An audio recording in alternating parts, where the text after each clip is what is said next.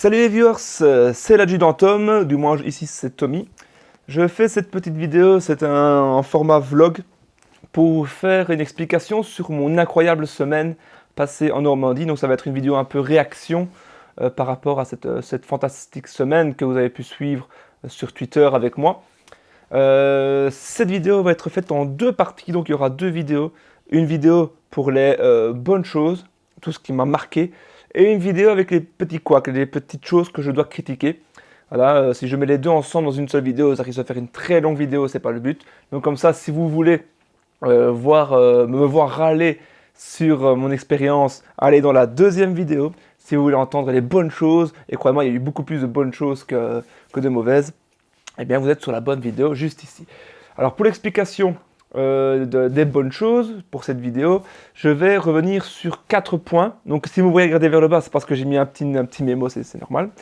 Donc 4 points, même 5 points explicatifs sur tout ce que j'ai ressenti de bon. Et croyez-moi, il y a eu beaucoup de choses. J'ai certainement passé l'une des semaines les plus fantastiques de ma vie. Voilà. Donc je vais parler un peu de l'accueil, de l'ambiance et de l'atmosphère qu'il y avait en Normandie, des festivités, donc des différentes activités que j'ai fait, la cérémonie officielle auquel j'ai participé avec Macron et Trump, qui est vraiment là, totalement yin et yang, et un petit point divers si jamais voilà, j'ai encore des choses à dire. Alors, si vous voyez me regarder un peu à droite à gauche parce qu'il y a mon chat qui tourne autour de mon pied, voilà, il y a un petit Jack qui est là, voilà, il vient de partir. Alors, c'est parti pour le tout premier point de cette magnifique semaine, c'est l'accueil. Alors, pendant cette semaine, j'ai logé dans un petit village qui s'appelait Thierceville, qui se trouve un peu plus au sud de Bayeux. Et l'accueil que j'ai reçu était véritablement magnifique, super. Une magnifique famille d'agriculteurs, donc pas des gens de la ville, des agriculteurs principalement, donc très gentils, très accueillants, très chaleureux. Si vous allez en Normandie, je vous conseillerais, d'ailleurs je remettrai leur adresse pour louer leur chambre d'hôte en inscription parce que je la recommande chaudement. Ils sont vraiment super gentils, des passionnés d'histoire. J'ai parlé avec eux longtemps, c'est d'ailleurs pour ça que j'ai pris un peu de retard sur certains jours parce que voilà, on parlait et c'était vraiment super. Très international également. J'ai jamais autant parlé l'anglais de ma vie. Je me débrouille en anglais, mais j'ai jamais autant parlé anglais de ma vie parce que donc j'avais ma chambre d'hôte. Mon voisin, c'était un Hollandais, donc qui parlait pas français. Et il y avait un couple de Britanniques également qui sont venus déjeuner une fois. Donc pour pas que voilà, ces étrangers nous regardent en mode qu'est-ce qu'ils disent eux, les fous, qu'est-ce qu'ils parlent en français, eh bien on parlait tout le temps en anglais lors du déjeuner et c'était vraiment très agréable. Les gens très sympathiques. Donc, voilà. Mais si vous allez visiter la Normandie, je vous le conseille parce que vous n'êtes pas dans une grande ville, hein. Thierceville c'est un petit patelin, mais c'est genre à même pas 15 km des plages quoi. Voilà, donc vous n'avez pas d'embouteillage pour rentrer à votre chambre d'hôte, vous pouvez entrer, sortir sans problème, les chambres sont super, bref, en tout cas au niveau de l'accueil, je vous le recommande chaudement, cette famille à Thierceville, en Normandie. Deuxième point, donc là c'était des points un peu plus longs, l'ambiance et l'atmosphère qui y régnait. Et là vous pouvez bien imaginer que l'ambiance elle était totalement folle, c'était totalement la folie, dès que j'ai roulé 7 heures de route, même plus que ça parce que j'ai eu des bouchons. Donc j'ai presque fait 7h30, 8 heures de trajet entre mon village et le Thierceville.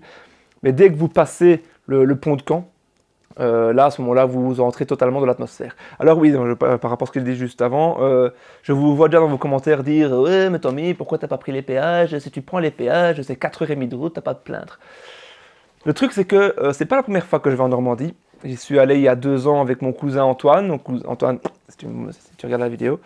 On avait pris par les péages et on a eu plein de bordel, plein de problèmes. Voilà, je suis quelqu'un qui est malchanceux avec la machinerie et on avait eu des soucis de péage et ça, du coup ça faisait du stress, etc. Là je me suis dit non, je ne prends pas par les péages, je vais y aller en mode calmos, tranquille, j'ai bien pris mon temps, j'ai visité les villages sur mon chemin. Donc j'ai préféré faire ça comme ça, tranquille, mais pas se presser. Voilà. Donc je reviens à l'atmosphère et là voilà, c'est la folie, c'est fou, c'est... si vous êtes passionné par la Seconde Guerre mondiale, comme moi, j'étais un gosse, j'ai 32 ans, j'étais un gosse. Je roulais, que vous croisiez partout des reconstitueurs, ou des reconstituants, quoi, on dit reconstituants, donc des gens en habits militaires anglais, américains de 1944, que ce soit des parachutistes, des divisions d'infanterie, des rangers, etc., des mécaniciens, des tankistes, mais également les habitants qui avaient des tenues civiles d'époque, c'était vraiment super. Euh, Vous étiez vraiment totalement dans votre domaine. Enfin, moi, en tout cas, je suis rentré totalement dans le jeu. Allez, que vous rouliez sur la grande autoroute entre Caen et Cherbourg, ou sur les toutes petites routes qui font même pas 10 mètres de large, pouvez croiser des convois de jeeps, des convois de semi-chenillés, des convois de camions, des motos, voilà. Sans prévenir, sans rien, vous en croisiez. Voilà, vous croisiez des reconstituants qui faisaient des marches, par exemple. C'était vraiment la folie, quoi. Voilà, moi j'ai regardé ça, je roulais, je croisais les jeeps, je klaxonnais, moi j'étais totalement fou, quoi. Et même l'ambiance globale dans les villes était terrible. Terrible, tous les villages qui étaient décorés avec des banderoles, avec les drapeaux des nations qui ont débarqué, les vitrines qui étaient magnifiquement décorées. Ces villes, la Normandie est déjà un cadre magnifique, mais ces villes avec ces maisons qui ont gardé quand même cette esthétique des années 40, vous rentriez là-dedans, vous étiez totalement à fond. Après, il faut accepter le jouer le jeu. Voilà, si vous y alliez, mais en mode ouais, moi la Seconde Guerre mondiale, j'en ai rien à kicker, vous aurez pu avoir l'overdose, mais moi personnellement, je ne l'ai pas eu. Alors, parler avec les reconstituants, qui était une bonne chose et une mauvaise chose, mais ça, c'est pour la deuxième vidéo. Voilà, apprendre des choses, parler avec les gens de Normandie. Bref, voilà, au niveau de l'ambiance, c'était vraiment magnifique. Toute la semaine, où que j'aille, je suis allé de Bénouville jusqu'à Utah Beach, jusqu'à Sainte-Marie-du-Mont. C'est tout uni et ça devait être des milliers de reconstituants qui conduisaient un bon millier de jeeps. Partout où vous alliez, il y avait ça. Et c'était vraiment, vraiment dingue. J'y suis allé en uniforme. Enfin, j'y suis allé avec mon uniforme de parade à 101e, de ma veste M43, parce que c'est tout ce que j'avais. J'avais pas pensé à prendre mon brelage, mon casque. Peut-être une erreur de ma part, mais bon, bref, voilà. Euh, mais dès que j'arrivais là-bas, au bout de 3 jours, il m'a fallu absolument que j'ai mon uniforme, donc je suis allé faire mes emplettes. Donc ça, j'expliquerai dans un autre point, dans les points des divers, à mon avis. Je sais faire mes emplettes, et puis voilà, j'étais habillé en soldat, en parachutiste de la 101e là-bas, et le faire, je peux dire, je peux mourir heureux. Voilà, il y a une chose que j'ai faite dans ma vie, longer les plages, me balader dans ces rues, vivre cette atmosphère en habit américain. Je l'ai fait et voilà, je suis excessivement comblé. Voilà, c'était super. Et il y a même ce parallèle entre quand vous soyez habillé en civil ou en militaire. J'ai fait 2-3 balades en civil, on croisait des jeeps qui passaient, des jeeps Willys ou des camions qui passaient. Voilà, c'était super, je prenais en photo, mais quand même Jeep Willy vous croisait en habit militaire, tout le monde qui vous faisait signe, qui faisait les V de la victoire, c'était terrible. Il y avait vraiment une ambiance, une entente superbe. Et j'ai pas vu de problème, à part à Colville, mais ça, ce sera dans les points négatifs, mais j'ai pas vu de problème. Tout le monde était rassemblé, toutes nationalités confondues, beaucoup d'Anglais, beaucoup de Belges, mais mine de rien, beaucoup de Hollandais. Mais j'ai vu également des Tchèques, des Espagnols, des Australiens, des Ukrainiens, des Norvégiens également, des Roumains. Bref, toutes les nationalités qui étaient là, même des Allemands qui étaient habillés en habits militaires américains, qui étaient là pour fêter cette cérémonie du 75e anniversaire. Voilà. Donc ça, au niveau de l'ambiance, c'était incroyable. J'ai vécu des événements assez incroyables. Et ça, je vais vous l'expliquer juste après pour le point festivité. Troisième point, les festivités. Donc là, je vais un peu vous raconter ma semaine et les différents événements que j'ai faits. Comme ça, vous allez voir un peu tout ce que j'ai fait voilà, durant cette semaine. Alors au niveau des festivités, je suis arrivé donc le lundi à Thierceville, assez en retard, hein, je comptais arriver vers 2h, il était 5h, voilà, j'ai eu plein de bouchons, plein de soucis sur la route. Donc voilà, une fois j'ai déposé mes affaires, je suis parti à Bénouville visiter le pont Pégase. Déjà là, c'est le lundi. Lundi et mardi, niveau ambiance et festivités, c'était pas encore vraiment lancé, on était encore vraiment dans une période très calme. Il y avait des choses, il y avait déjà plein de reconstituants et tout, mais il n'y avait pas encore autant d'activités qu'à partir de mercredi, quoi. Là, à partir du 5 juin, là, c'était parti. Donc à Bénouville, j'ai visité le pont Pégase. Donc tout ce que je vais vous expliquer là, il va y avoir un reportage, hein. Donc je ferai un reportage, je vais monter un reportage d'une demi-heure, étant donné que là-bas, j'ai quand même fait presque 500, 600 photos, si pas plus. J'ai au moins fait 50 vidéos où je vous explique sur le lieu différents endroits. Voilà, donc il y aura un reportage, ne vous inquiétez pas pour ça. Donc voilà, donc la Bénouville, c'était chouette, hein, c'était super, le pont Pégase, cette ambiance, les Anglais qui chantaient, qui étaient en train de boire, des motards, des gens habillés en uniforme, voilà, c'était vraiment quelque chose de super.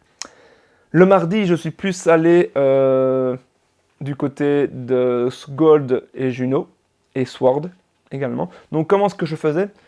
Je marchais en fait, donc je ne suis pas allé là-bas pour les musées. J'ai vu la majorité des musées il y a 2 ans avec mon cousin, on était resté 3 jours, on a principalement fait les musées.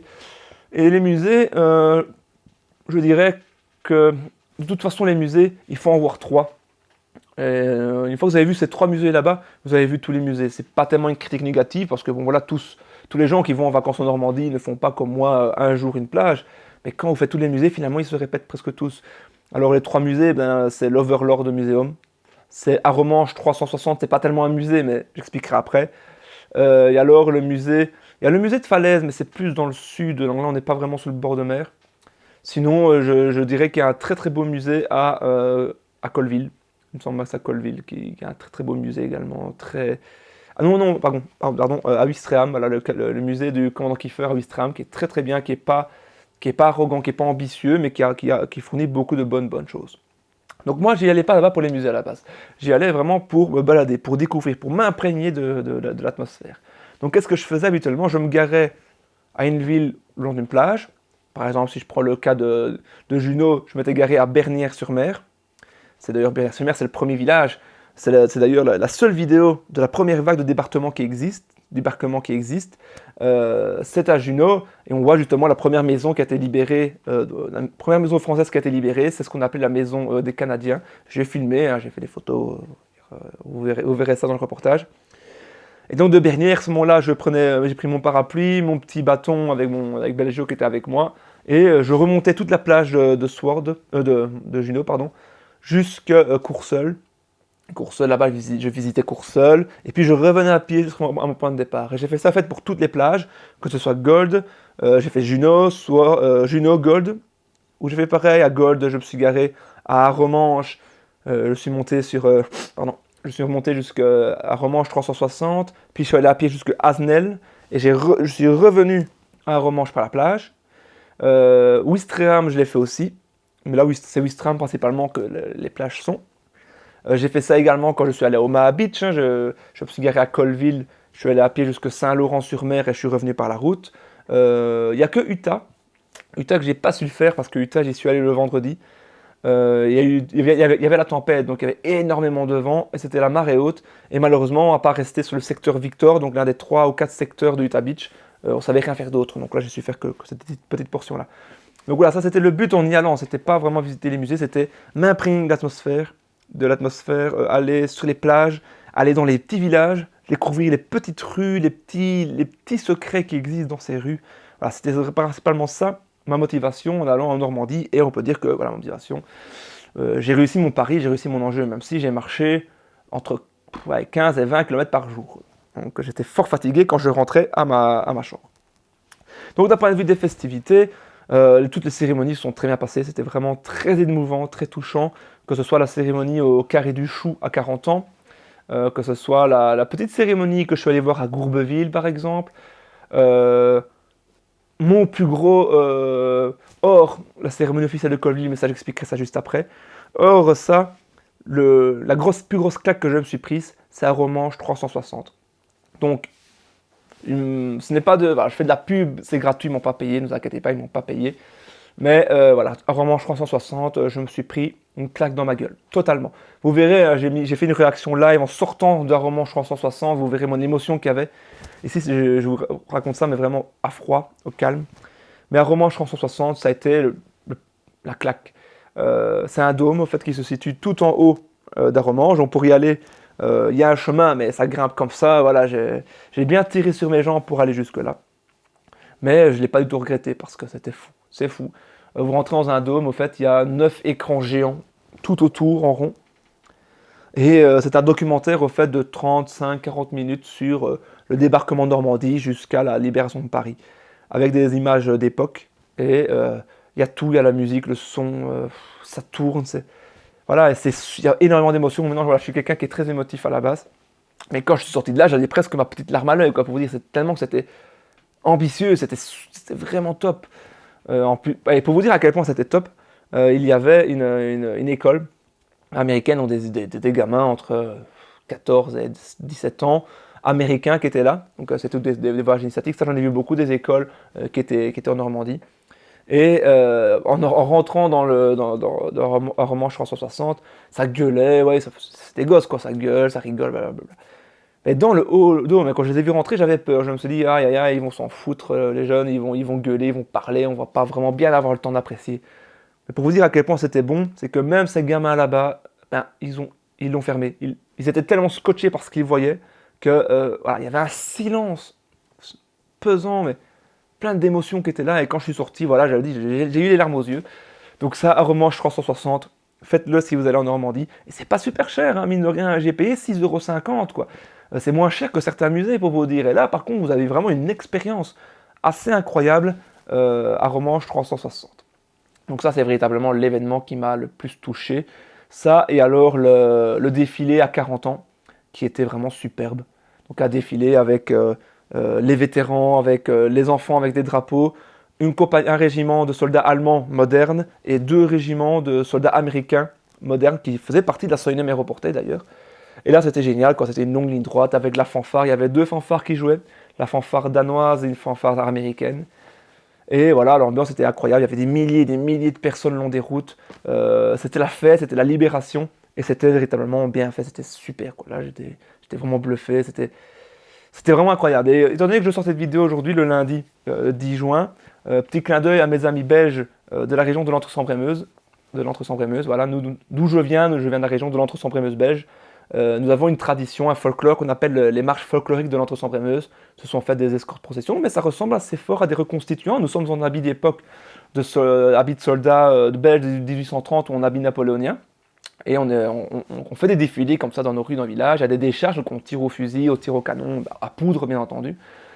Et ça m'a fait un peu chaud au cœur quand la musique américaine a commencé à jouer un rythme de fanfare qu'on entend dans nos marches. Et qu'on, par exemple, aujourd'hui, c'est la Sainte-Rolande de Gerpine, c'est la plus grosse marche de l'Entre-Sambre-et-Meuse. Et bien, je suis certain qu'on va entendre cette musique-là à Gerpine. Et quand j'ai entendu la fanfare américaine jouer cette air, ouais, ça m'a rappelé un peu chez moi et j'étais tout content.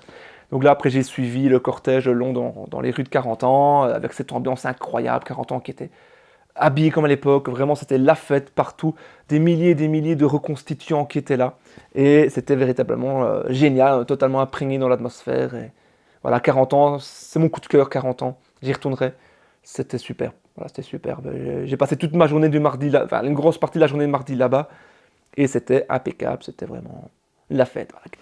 Voilà, parce que 40 ans, c'était principalement ma journée du mercredi. Je suis resté à partir de... Au matin, la journée du mercredi, le matin, je suis resté principalement dans cette région-là de 40 ans. Je suis allé voir les différentes zones de parachutage de la 82e aéroportée. Donc vraiment, voilà, m'imbiber de l'atmosphère, voir un peu les champs, voir vraiment l'état dans lequel la topographie du terrain dans lequel les Américains ont été parachutés, quoi. Je voulais absolument le voir. Et de là, après, je suis allé jusqu'à 40 ans. Alors 40 ans, il m'a fallu 3 quarts d'heure, 1 heure pour rentrer parce qu'il y avait beaucoup de circulation, beaucoup de bouchons, mais ça sent dans les points négatifs. Et puis 40 ans, ça a été la ville coup de cœur, c'était sublime.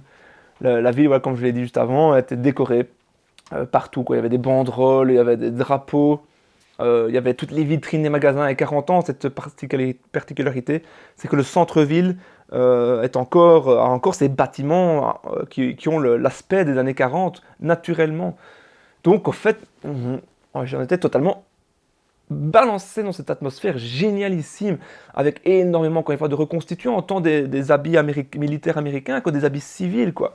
Et beaucoup de jolies filles également en tenue militaire américain, avec les petites jupes, qui prouvent qu'une femme peut porter une jupe et avoir l'air classe, élégante, super jolie. Voilà, il y avait des super jolies filles.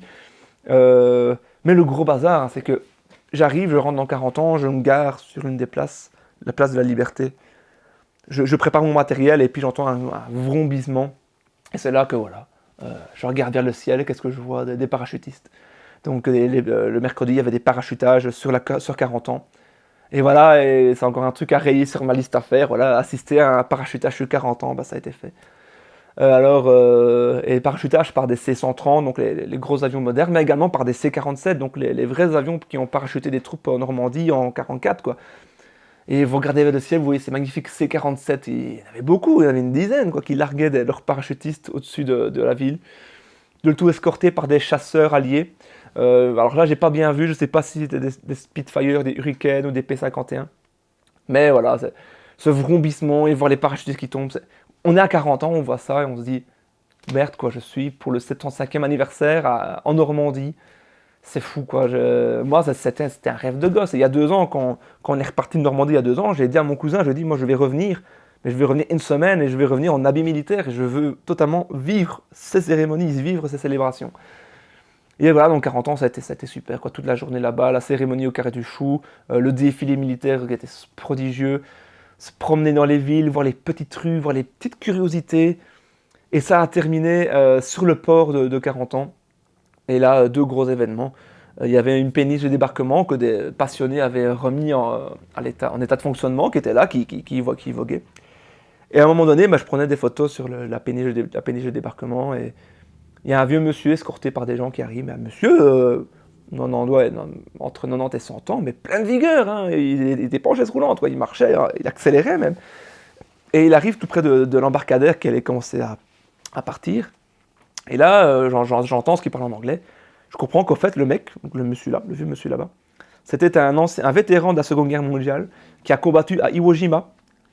Et il voulait retourner dans la péniche de débarquement pour faire un tour. Là, bien sûr, les gens de la péniche, ils l'ont accepté sans problème, hein, c'est un vétéran. Les vétérans, c'était les dieux là-bas, hein. Tout le monde le serrait la main, et c'est ce qui est normal, je veux dire. Voilà, c'est quand même eux qui ont eu le courage de venir lutter pour notre liberté.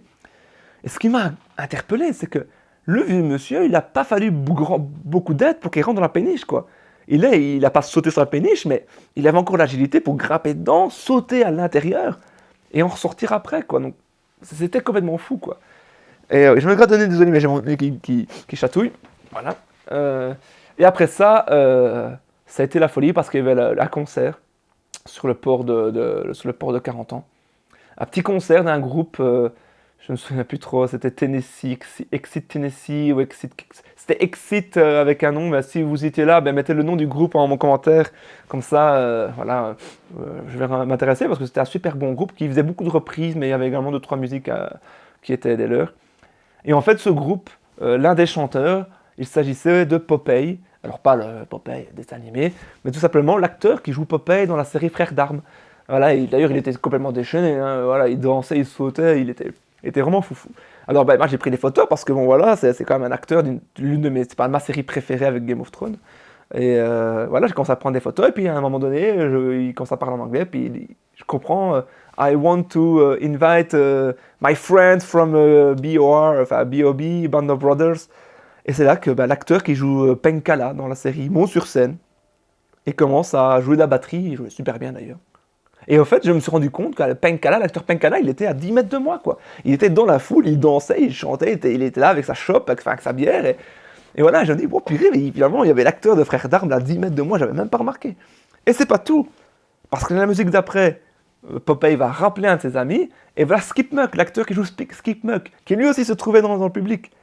Alors là-dessus, moi je commence à regarder, je me dis peut-être qu'il y en a d'autres, et comme de fait il y en avait un autre, c'était l'acteur qui jouait le colonel Sink dans Frères d'Armes, qui était là également, sympathique comme tout, les gens allaient aller lui serrer la main, faire des selfies, je ne suis pas allé parce que bon voilà, moi j'aime pas trop déranger les gens.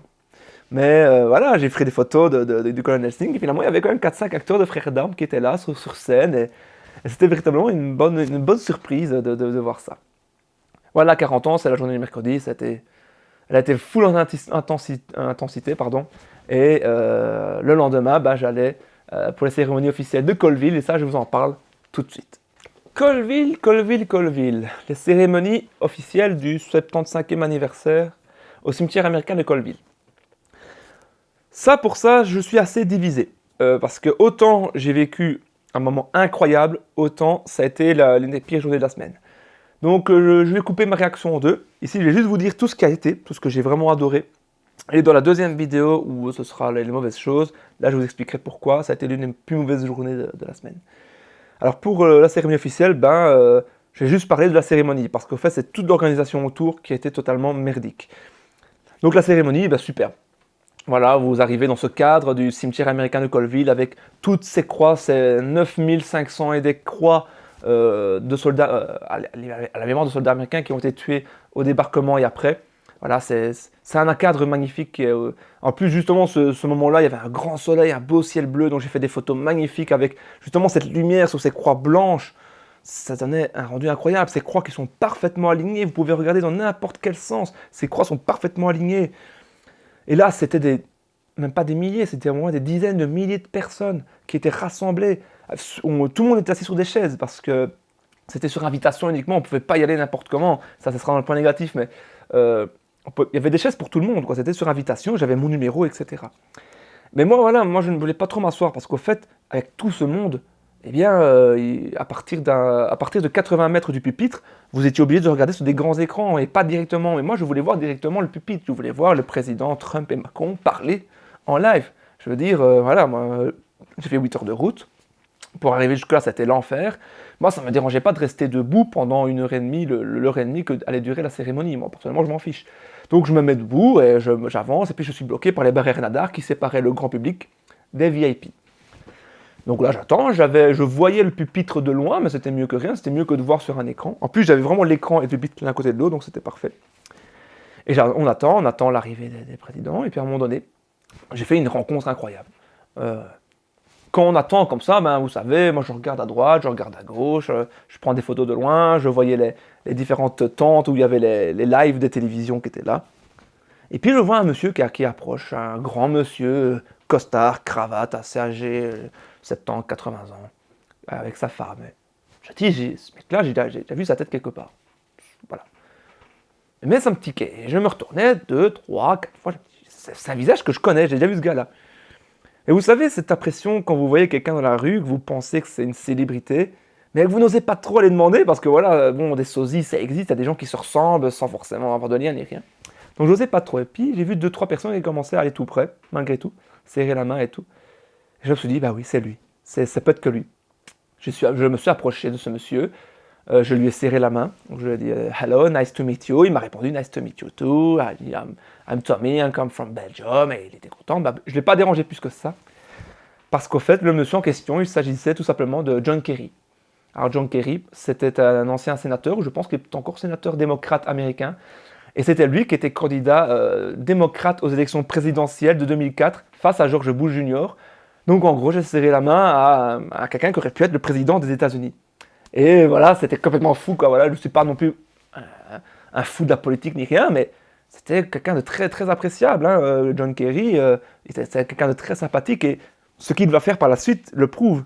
C'est que voilà, donc il était là, mais moi, j'ai pas fait de selfie parce que voilà, je ne veux pas non plus déranger un tel monsieur, un tel standing. Mais je me disais, mais il est arrivé par l'accès tout public. Mais un homme comme ça, il devait venir en VIP. Et j'ai regardé, il n'avait pas son bracelet rose. Donc en gros, un mec, candidat, un ancien sénateur américain, candidat aux élections américaines en 2004, est venu de l'accès du public, et pas l'accès VIP. Et à ce moment-là, ben là, bien sûr, petit à petit, ben, les gens vont aller tout près de lui, vont faire des selfies. Voilà, moi je l'ai pas fait parce que voilà, je ne veux pas déranger les gens. Moi j'ai lui serré la main, j'ai fait des photos de lui de loin. Et là, ben, là il y a la sécurité de Colville. Je rappelle que c'est des Américains. Quand vous êtes dans le cimetière américain de Colville, vous êtes aux États-Unis, vous n'êtes pas en France, qui arrivent et qui vont tout près de John Kerry. Et je vois bien que ces gardes du corps, ben, ils invitent John Kerry à rejoindre l'accès VIP avec les personnes importantes. C'est quand même un gars qui a fait le président des États-Unis d'Amérique, ça, quand même. Et là, John Kerry, hyper gentleman, il leur a dit « Non, désolé, je vais rester ici parce que ma place est ici. » Il a dit en gros que lui, sa place, il n'était pas là en tant que membre VIP, il était là en tant qu'Américain qui voulait rendre hommage aux soldats, donc sa place était dans le public. Mais là, moi, je dis bravo, voilà, sympathie, humilité. Le gars n'était pas là pour faire sa pub, le gars n'était pas là pour se montrer à côté de Trump, le mec était là pour rendre hommage. Mais il est né en 43, donc ça se trouve, la tête de la famille dans le cimetière. Et voilà, grand monsieur, et voilà. Après les discours, là, il y aura un discours qui sera dans cette vidéo et l'autre discours qui sera dans l'autre vidéo, dans celle que je râle. Je pense que de toute façon, vous avez bien deviné qui est dans la bonne et qui est dans la mauvaise. C'est le discours de Macron qui est ici. Alors, moi, je suis belge. Je n'ai pas Macron comme président, je m'en fous de sa politique personnellement. Là, ça me regarde pas, ça ne m'atteint pas moi en tant que belge. Mais son discours, il était parfait. Il était parfait. Enfin, c'est mon impression, hein. Vous êtes libre de ne pas avoir aimé le discours. Hein. C'est mon impression à moi. Hein. Je l'ai trouvé parfait. Parce qu'il n'a pas fait de campagne électorale, il n'a pas parlé de politique, ça a été que de la cérémonie, j'ai envie de dire, de l'hommage, que des hommages pour les anciens combattants, des hommages sur l'union, il a beaucoup parlé de l'unité, il a bien expliqué que ce n'est pas un pays qui a vaincu l'Allemagne nazie, c'est véritablement cette alliance de pays qui donnera plus tard les Nations Unies, qui ont réussi à battre Hitler.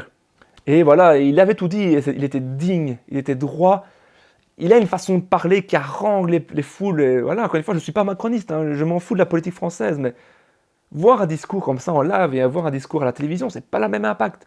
Là, Macron, il était parfait, respectueux, plein de sincérité, il était sincère, voilà, il était sincère, bref, son discours, il était vraiment impeccable. Après, il y a le discours de Trump, mais ça, ce sera dans le côté négatif. Et la journée s'est terminée avec le passage de la patrouille de France, le passage des C-47, etc. Et les coups de canon. Voilà. Et j'ai oublié de vous le dire, c'est vrai, pardon. J'étais lancé dans mon idée avec John Kerry. Donc j'attendais, j'étais debout derrière les barrières nadar, j'arrivais à voir de loin plus ou moins. Et à ce moment-là, il y a un monsieur qui arrive près de nous, il nous dit ne restez pas debout, il y a de la place devant si vous voulez. Il y a encore de la place devant, pensant qu'il n'y avait plus de place derrière, parce que c'est vrai qu'il y avait des dizaines de milliers de personnes, quoi. Et je vois les gens qui commencent à rentrer par la barrière nadar et je me dis, ouais, tant pis, je tente ma chance. Et je suis passé, finalement, je suis arrivé dans la zone VIP derrière les barrières nadar avec des sièges bien moelleux, bien confortables. Et de là où j'étais, j'étais plus proche encore du pupitre, donc j'ai vraiment vu Macron parler, j'ai vu Trump parler. Même si j'étais dans une ligne où il n'y avait que des Américains pro-Trump. Voilà, donc je pense qu'ils se sont vite rendus compte que je n'étais pas un Américain pro-Trump, étant donné que eux, chaque fois que Trump disait un truc, ils gueulaient, ils étaient là, wouah et tout, et moi j'étais là, j'applaudissais même pas, parce que son discours, c'était de la merde. Donc voilà, donc c'était un super événement. Après ça, je suis parti, ça a été le bordel, deuxième vidéo, et je suis retourné à Omaha Beach, j'ai réussi à rejoindre Colville, le village de Colville, en zigzagant entre les villages pour éviter les routes barrées. Et là, j'ai remonté Omaha Beach avec mon uniforme américain, et voilà, c'était l'émotion, quoi. Je le fais, voilà. Quel meilleur hommage je pourrais pu faire que me balader sur Omaha Beach avec ma tenue d'américain et voir tous les bunkers, les blocos, c'était tout ce qui reste, quoi.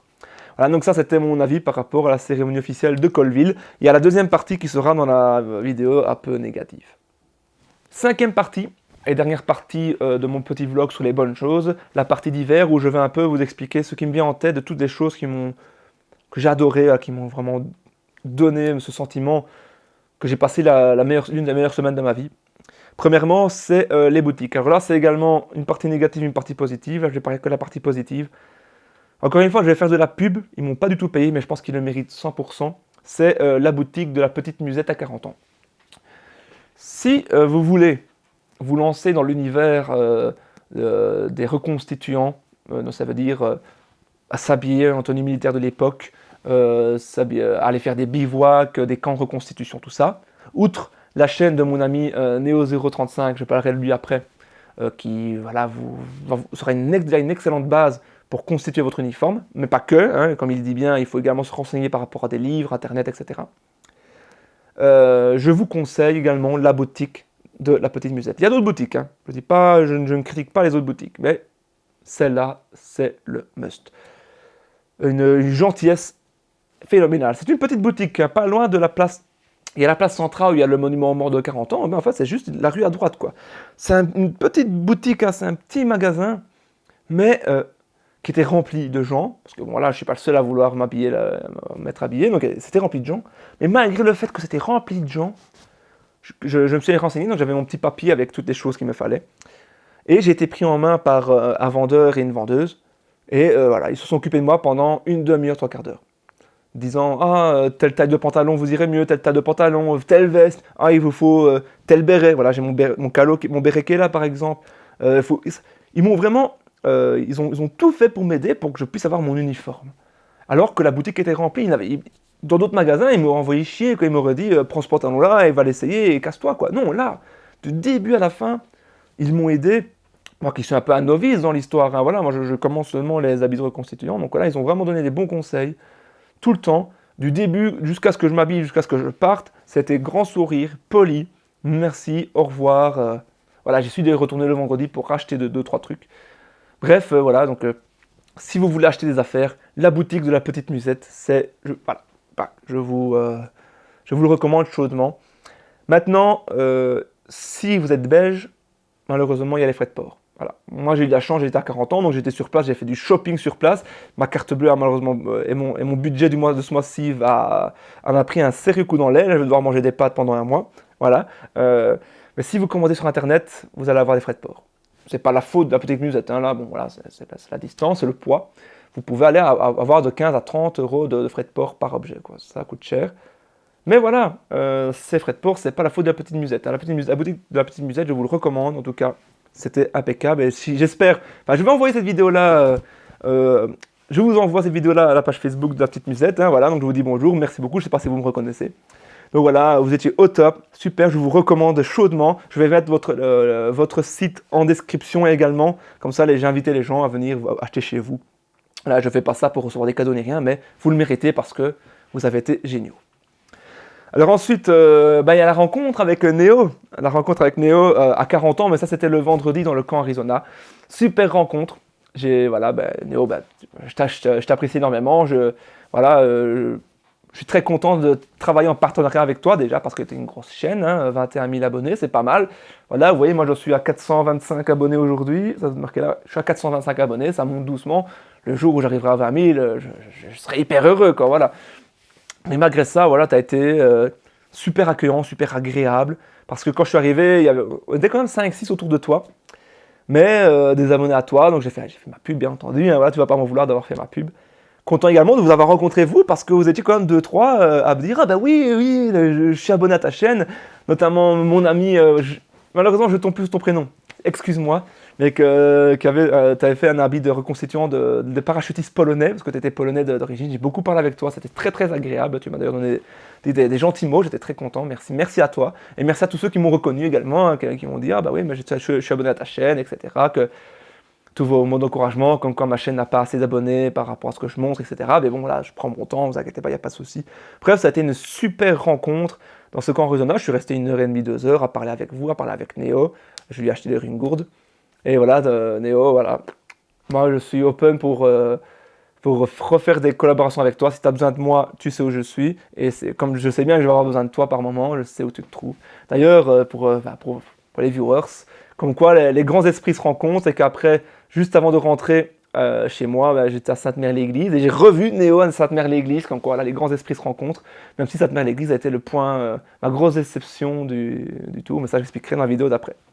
Donc Néo 35, 035, top, au top mes chers abonnés, donc partagez ma chaîne, hein, il faut absolument essayer de la faire vivre. Voilà, j'ai pas envie de me la péter en me disant ouais, ce serait que je mérite 10 000, 15 000, 20 000 abonnés, je ne dis pas ça. Mais il y a beaucoup de travail et je pense que ma chaîne est d'avoir une certaine notoriété publique parce que c'est du devoir de mémoire. C'est pas une chaîne où je raconte. Enfin, si je fais une vidéo où je raconte un peu ma life, mais voilà, ça c'est un petit vlog pour ça. Mais des chaînes historiques comme la mienne, comme celle de Néo, comme Métal Lourd ou comme d'autres par exemple, sont d'utilité publique parce que nous faisons vivre le devoir de mémoire et si on n'avait pas nos chaînes, il y aurait peut-être beaucoup de jeunes, parce que voilà, dans les rencontres abonnées que j'ai fait avec Néo, vous étiez quand même quelques-uns à avoir 17, 18 ans, quoi. Et c'était génial d'avoir comme ça ces jeunes. J'ai 32 ans, je ne me considère plus comme un jeune, mais d'avoir ces jeunes qui s'intéressent et qui veulent faire perdurer le devoir de mémoire. C'est pour ça que nos chaînes sont importantes. C'est pour ça que nos chaînes devraient avoir plus d'abonnés. Même Néo qui a 20 000 abonnés, je te le dis, mec, tu en mérites au moins 100 000, 200 000, parce que nos chaînes sont beaucoup plus importantes que d'autres chaînes qui sont des gens qui se filment en train de manger, ou des tops à la con, par exemple, quoi. Voilà, mais c'est le jeu, c'est YouTube, c'est comme ça, il faut l'accepter. Sinon, qu'est-ce que j'ai encore bien apprécié cette semaine-ci? L'ambiance, comme je vous l'ai dit, la gentillesse de tous les gens, j'ai pas vu de problème, j'ai pas vu de bagarre, j'ai rien vu. Il y avait du respect, même durant les cérémonies officielles, du respect, du silence, les hymnes nationaux. Bref, ça a été une semaine parfaite. J'ai adoré, voilà, c'est l'une des plus belles semaines de ma vie. Ça m'a permis également de faire mon shopping, donc j'ai mon uniforme de para-américain, que ce soit de la veste M43 et veste M42. Donc la veste M42, c'est les parachutistes de Normandie, la veste M43, c'est les parachutistes la 101e de Normandie, de Bastogne, pardon. Donc j'ai fait mon gros shopping, j'ai acheté mon arme, une reproduction du Thompson. Désolé Néo, je sais bien que tu m'as dit ne prends pas la Thompson chez Denix, mais j'ai craqué. Et voilà, ben moi de toute façon, c'est pas le but n'est pas de faire de l'airsoft ni rien, le but c'est de l'avoir sur mon épaule et en décoration. Voilà. Ah non, voilà, je fais ce que je veux. Voilà. Donc voilà, ça a été une expérience incroyable. Voilà, je vais un peu conclure cette vidéo des bonnes choses. Une expérience incroyable, la plus belle semaine de ma vie. Je pense que vous l'avez peut-être vu sur YouTube ou quoi, avec mon grand sourire et voilà, j'y retournerai. Peut-être plus pour visiter les plages parce que je pense avoir vu la grosse majorité. J'irai beaucoup plus dans le sud, voir visiter vraiment le Bocage, Saint-Lô, puis Valognes, Falaise, Villers-Bocage, voyez, plus dans le sud de la Normandie. Bon, j'y retournerai. J'espère qu'à ce moment-là, bah, j'aurai mon uniforme au complet. Donc en tout cas, super expérience. J'ai adoré. J'espère que si vous êtes allé en Normandie, vous avez ressenti la même chose que moi. Donc n'hésitez pas à le dire en commentaire, hein, qu'on en discute par rapport à ça. Maintenant, je vais vous laisser avec la deuxième vidéo. Là, c'est la deuxième vidéo. Ce sera la vidéo critique avec toutes les choses qui n'ont pas été. Mais ce sont des choses, enfin, c'est des choses qui n'ont pas été, mais qui n'ont pas gâché ma semaine. Hein, vraiment, ça a été la plus belle semaine de ma vie. Mais il y a eu des cas un peu graves et ça, ce sera pour la deuxième vidéo. Voilà, on se voit dans la deuxième vidéo. Si pas, n'oubliez pas, c'est en oubliant le malheur qu'on retombe dans la terreur. Salut à tous!